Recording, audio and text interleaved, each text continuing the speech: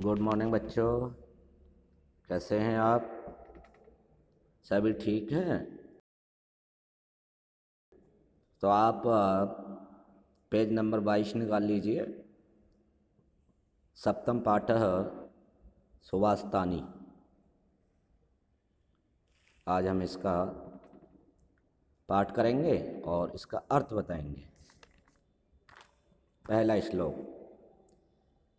प्रारम्भते न खलु विघ्नविहीन नीचः प्रारभ्य विघ्न विहता विरहमन्ति मध्यः विघ्नेन पुनः पुनरपि प्रतिहन्त्यमानः प्रारम्भ्य चोत्तमजनाः न परे त्यजन्ति। अब इसका अर्थ है, निम्न श्रेणी के लोग बाधाओं के भय के कारण कार्य प्रारंभ नहीं करते। मध्य श्रेणी के लोग कार्य प्रारंभ कर विघ्न आने पर उसे बीच में ही छोड़ देते हैं। उत्तम श्रेणी के लोग कार्य प्रारंभ करने के बाद बार बार बाधा आने पर भी उसे नहीं छोड़ते जब तक कि कार्य पूर्ण न हो जाए। दूसरा श्लोक।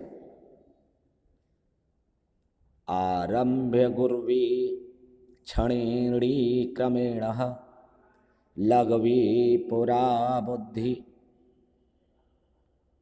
मति च पश्चात् दिनस्य पूर्वार्ध परार्ध भिन्नः छाएव मैत्री खल सज्जनानाम। अर्थात दुष्ट की मित्रता दिन के दोपहर से पहले की छाया की तरह पहले बड़ी और धीरे धीरे छोटी होने वाली होती है। इसके विपरीत सज्जनों की मित्रता दिन के दोपहर के बाद की छाया की तरह पहले छोटी और धीरे धीरे बड़ी होती जाती है।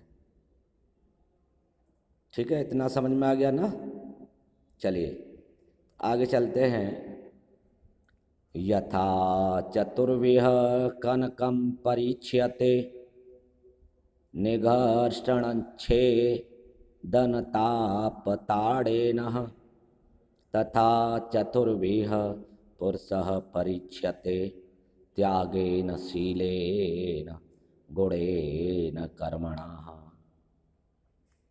अर्थात जिस प्रकार सोने की 4 प्रकार से परीक्षा होती है, रगड़ कर, पीट कर, तपा कर, घिसकर, उसी प्रकार मनुष्य की भी 4 प्रकार से परीक्षा होती है।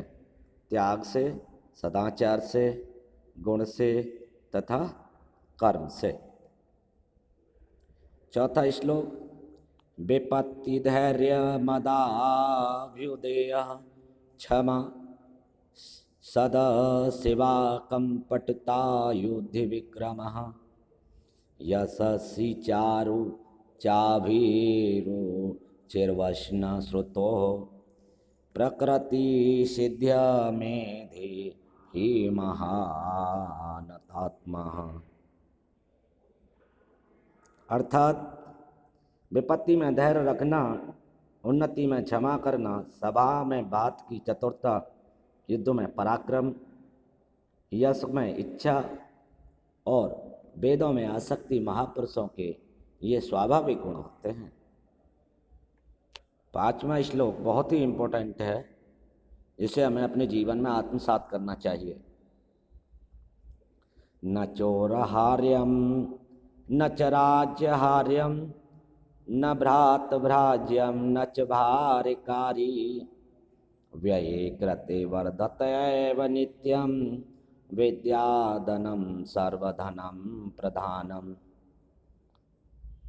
अर्थात जो आप विद्या ज्ञान प्राप्त कर रहे हैं, इसके बारे में बताया है इस श्लोक में। विद्या रूपी धन सभी धनों में श्रेष्ठ होता है, क्योंकि इसे न तो चोर चुरा सकता है, न राजा छीन सकता है, न भाई बांट सकता है और न ही बोझ है। व्यय करने पर यह नित्य बढ़ता ही है। अर्थात जो विद्या रूपी धन है, इसे आप जितना व्यय करोगे, खर्च करोगे, ये उतनी ही बढ़ती है। छठा श्लोक, केयूराणी न भूष्यन्ति पुरुषः हारा न चंद्रो उज्ज्वला न स्नानं न विलेपेन नाम कुसुमं नाड़ं कृता मूर्झया वाग्ये